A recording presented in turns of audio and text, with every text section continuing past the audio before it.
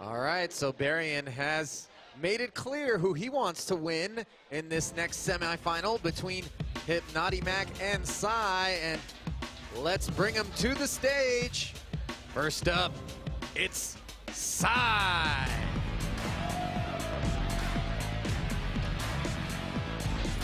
Been playing Summoner's War since 2016. Says he plays about 18 hours, although I don't know if that's per day or per week, gentlemen. It is per day. Per day. Hi, my name is Q, and my in-game name is Psy, and I'm from Korea. Do you know the Gangnam Style guy? I like his energy he have, and personally, I'm really bad at singing, so whenever I see him, I want to be that kind of person. That's the reason I decided to nickname as a Psy. Summoner's War is not just game. It became a strong connection between me and friend. Super excited to be here, honored to be here. I don't know how do I describe my feeling. Well, I'd say his feeling is pretty good, given that he's got $400 guaranteed and is one step away from earning a visit to the championships in November. Now let's bring up his opponent, HipnotyMAK. Loves the competitive and social aspect of Summoner's War and plays 126 hours per week. In RTA, I honestly don't know my strength, but as far as like a person, I'm just like a really competitive person. So I always try to, I don't do things that I don't think I'm gonna do good at. So whether it's Summoner's War or school or any other activity, I kind of obsess over what my goal is, and I obsess until I get what I want, so. He certainly has obsessed his way into the semis right here. Yet to be determined if he can obsess his way into a date with Berrien, who is looking forward to exactly that outcome as the two take their places at the podium. What do you guys think? I don't know, I think my favorite moment of the entire tournament so far was Psy's last match against Hua, using the Bastet-Zeros combination and just completely wrecking his opponent in less than 2 turns. That was a Cat 6 hurricane right there. Right, and that's something that HipnotyMAK's gonna have to look out for. That let's say, Psy plays one of his, maybe his safe control style teams, and if he does get that win, that HipnotyMAK has to try and maybe look out for something really aggressive that's not traditional, but if he catches him off guard in that draft, he could find himself in a 10-second game, and he can end up with a second loss. Clay, you think that HipnotyMAK paid attention and is going to prevent Psy from putting together that same comp that devastated Hua? Oh, I think he definitely paid attention. Whether or not he has the units to counter what needs to be done is a different question. I would say that knowing Nick a little bit as well myself, I think he does have those units, and it's just about playing them correctly and banning the specific monster that needs to be banned at that point. So you think that he has all the comp that's going to be required in order to beat Psy? He has the units. He definitely has the units, and the runes are pretty much up there as well. Whether they're on the same level as Psy or not is another question as well. But I think HipnotyMAK just still has a chance, just as anybody else did. And there's Psy with pick 1, leading with Bastet. One of the few players that we've seen actually picking Bastet over almost anyone else. And we've seen that's the first unit that he plays, whether it's for his control style team or one of the aggressive ones. So I like HipnotyMAK actually playing the Tiana, preventing Psy with that aggressive composition that worked well up against Hua. With an early Leo pick 2 from HipnotyMAK. I feel like he picked the Leo because he knows he's going to be outsped. So just having that factor in there gives Psy something to think about, whether it's going to be banning Leo or does he, I don't know if you remember, does he have Will on his Bastet or not? That's a good question, but maybe he intends on dealing with it and just using Tessarian to use Oblivion to cancel out Eye of the Storm, which is Leo's passive. And it's surprising to see when Fairy King drafted this late, whereas, in the last match it was, a fight to see who could draft him first. It's just nice to see a different change of pace, different strategy. Just kind of shows how many different options you have in Summoner's War with what you can do at the highest level. Last pick for HipnotyMAK.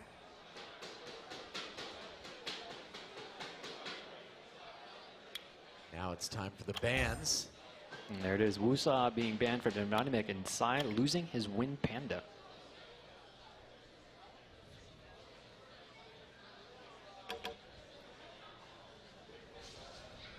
Winner of this match, of course, will be headed to the World Championships in November, along with Barian, regardless of the outcome of the finals.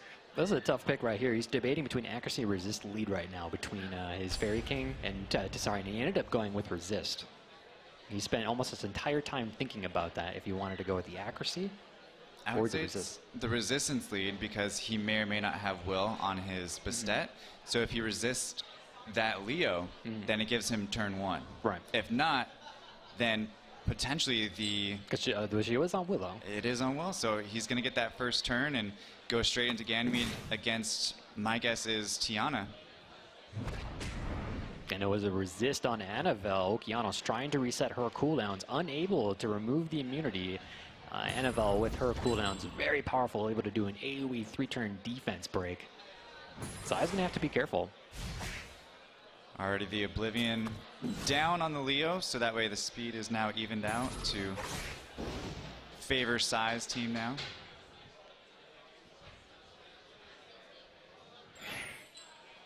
No defense break from Tiana on Gani. Man, what do you do here? Do you strip his entire team? I think just as hard as they're thinking about it, we're He doesn't thinking play about either how skill. He they're doesn't gonna be play playing. skill 2 or skill 3. Only one 3-turn defense break on the step from that. And there it is, the triple stun from Okeanos.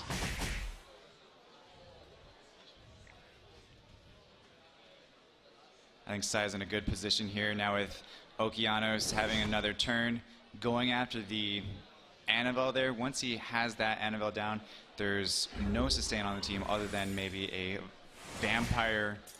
Oh, and Tsari Leo. getting a huge hit with all those harmful effects. He wants to eliminate Annabelle because he was unable to reset her cooldowns with the Okeanos from the opener. Mo Long proccing out of the stun. That's what he needed. Is he going to use the Dragon's Dance to land a couple stuns? He gets only one stun against Bastet. And there it is. Annabelle's going to end up going down right here, I think, from Water Fairy or Wind Fairy King. If you were to only get one stun, is Bastet the player you wanted on, though? Not in this situation, I Yeah. don't think. I think I would have want all 4 units to be stunned. Yeah, well, Bastet, Sure, Koopa, and we know you want an Yeah, LD5, a quad map stun. 5. Why not? It'd be a quad stun. With an LD skull, actually. Be nice. I think this one's already in the bag, though, for Sai. He's going to be taking down the Tiana here. Not really a monster that really he needs to worry about so much, but it's going to be...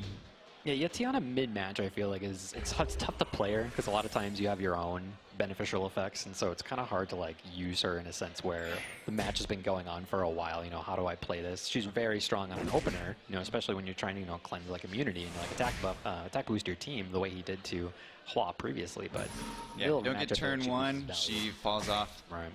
a lot during going into the game later and later. Especially up against a team like Sai has rolling with all the control and the Oblivion. Even a unit like Leo kind of starts to fall behind too. Making sure that Leo doesn't have a chance to play Torrent, using Okeanos to control that, because Leo, if he does get low with HP, he could potentially start one-shotting these units. And if And he's the on Vampire, Vampires goes right back to full. keep coming from Sai as well. So not only is he controlling the game, but he's also getting those extra violent procs to add insult to injury and give him even more of a chance to win. And again, I don't see HipnotyMAK coming from this one. It's pretty dominating from Sai, and at this point, again, we just take HipnotyMAK to figure out what he wants to do during the next Yeah, match. he's definitely going to have a lot of takeaways from this as far as what he wants to do against this next match. However, that's one of the strengths that Sai has. We could see a completely different composition from Sai, and HipnotyMAK's not going to have a chance to really, learn from the first match. Kind of now that Sai has the first win in play, how aggressive does he go? Does he go super aggressive like he did before, or does he try and do something along the same lines? Well, I think all tournament we've seen Sai take Bastet first turn. So if HipnotyMAK gets first turn, first pick, is he going to take Bastet from Sai? Is that one of his key units? Does that put Sai back on his heels? That'd be something interesting to see as well. And this is going to be HipnotyMAK's first loss thus far in the tournament, as far as games are concerned.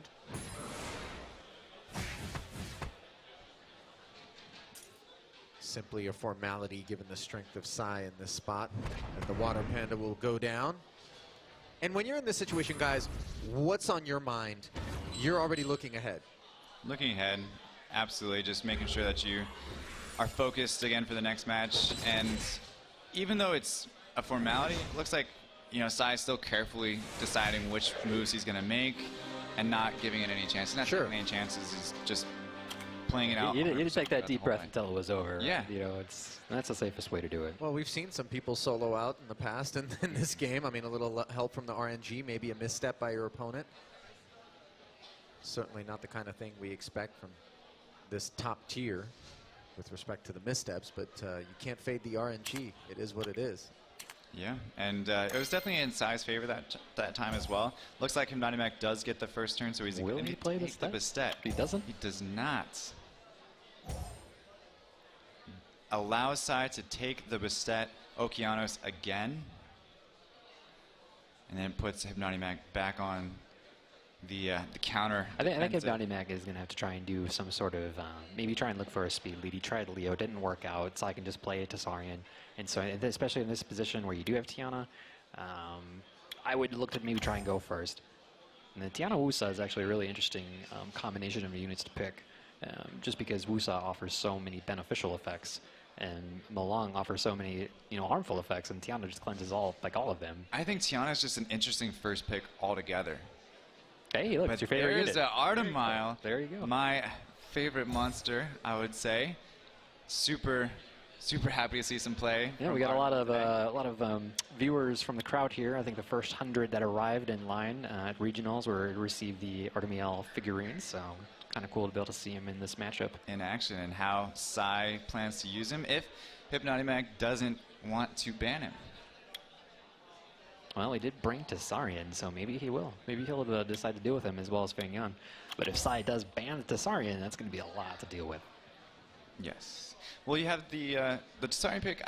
I think was really good for HipnotyMAK because he has not only the Artemio but also the Feng Yan. But it looks like the ban goes down on Feng Yan instead, and they are leaving Artemio in play. So we're going to have there you go. You're going to see him. Fun stuff. Braha, Artemio, Bastet Okeanos versus Tiana, Wusa, Molong, and Annabelle. We've got accuracy lead from HipnotyMAK and defense lead from Bastet for Sai. Based on these comps, the edge goes to? I'm just excited to see Artemio. That's the one monster that I want to see. I want to see how Sai uses it, and it's one of those monsters where it's... Yeah, they both have a lot of sustain right now, and so this is going to be a very careful match. I mean, there's a lot of thinking going on right now. There's a reason why he didn't play Wish of Immortality on turn 1, because he knows he's going to play Tiana to potentially, clear Bastet's attack buff and shield buff. Then you have Okeanos here that ended up resetting skill cooldowns as well, and now you have Sai deciding, does he want to play attack boost and shield, knowing that Tiana might play next. And he plays Curse of the Beautiful, hoping for just maybe a defense break for one of his other units to be able to discharge some damage. But here we go with the Tiana being able to remove And it's like, do you even all those buffs? Because he hasn't played attack buff yet. I would say yes. I feel like that was a good decision because he has now his Wusa coming up next. He also has smart, and he got the Molong stun on this. But there we go. The Artemio coming into play as well, getting that first stun just like that.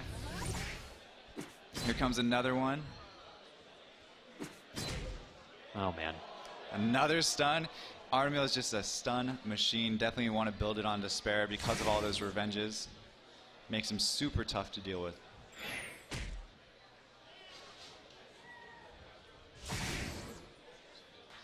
And at this point, you would almost want to get Artemio down to a point where you can use Molong to take it out. Right.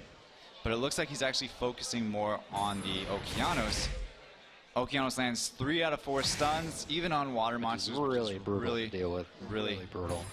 Yeah, it's a good situation for Sai to be in as well right now.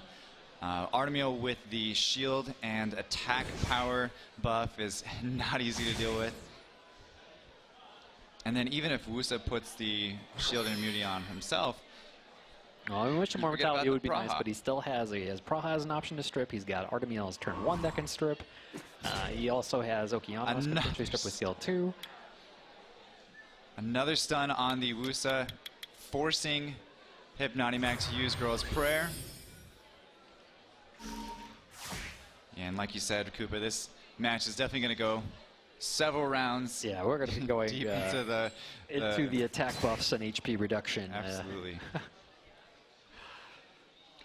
It felt that way once we saw the comp of each squad. Yeah, not a whole lot of damage dealers on either side. I'd say the only one on HipnotyMAK's team is Molong. And Annabelle potentially, she scales. Yeah, she could be more devastated. I think throughout the any rest of unit the can do a match. decent amount of damage, especially once you have 50% HP reduction, 50% attack buff. 3-turn defense break is brutal. Yeah, it's just getting to that point though. Is it's going to take a while, but here we are, 20% now. HipnotyMAK hoping for sleeps from Annabelle's scale 1, just not landing any. Another stun from Artemio on the revenge. Annabelle almost dead, but actually lives with just a sliver of health left. And he's HipnotyMAK's looking to get something to 70% so that he can use Molong to get a kill shot on. He's just not able to do it. Down goes Annabelle, and from here, Koopa, do you think that could have just sealed Sai's fate in the finals? I think it's going to be really tough for HipnotyMAK to come back at this point with Okeanos having the control of being able to reset cooldowns. You've got an attack bar booster instead. We have Artemiel as a backup, potentially stun someone. Even if you had Wusa, if he were still alive, to buff them. We have Praha to strip. Sai's going to set himself up to be in a really strong position. And you know what? HipnotyMAK did his best. And kind of as we predicted previously today, it would be Barian versus Sai in the finals, which is going to be a extremely exciting match to watch. And HipnotyMAK, oddly enough, getting sort of a taste of what his opponents were facing when he got through to the semifinals with those 2-0, 2-0 victories. And Sai just proving that he's got a real range of versatile approaches and builds, and just understands how to really take his opponent and exploit what he's seen thus far in the event out of those guys. This really cerebral approach to the match. And that was kind of what he ended up doing. Like, he drafted an LD Net 5 that we've not seen yet at the tournament, and that's what he did earlier, is that he came up with a team that his opponents weren't prepared for, that no one has seen in earlier drafts in the matches, and that's exactly what he did to HipnotyMAK, and he just didn't know how to respond to it in less than the span of like 20 seconds. Clay, would you have banned the Artemio? Artemio? Me personally, having Artemio myself, I know how broken and strong Artemio actually is. And if you don't have certain monsters to play against it, which would be defense ignoring monsters or bomb monsters like Sierra, it's going to be really tough for you to counterplay against it because it's just a stun machine. And as you saw in that match as well, it had like 4 or 5 stuns just on revenges, and that was it. And that could have potentially turned the entire match. All right, let's get down to Maria Ho. Maria. Sai, you seemed a little bit nervous after I spoke to you in the first round. Do you feel a little less nervous now that you've had a few rounds of play? Yes, I'm less nervous because of those people in here are so being nice, and that's the reason I'm kind of relaxed. And yes, so I'm okay. Well, congratulations, you made it into the finals. You are going to the World Championships. Was that your goal when you stepped foot into this arena today? Oh, yes, and actually I already achieved my goal, and now I have to face the Barian. And to be honest, I faced Barian before, and I barely beat him before, just one time with a crazy stroke, but he's tough to beat. Okay, well, we're very excited to watch this finals match. Good luck.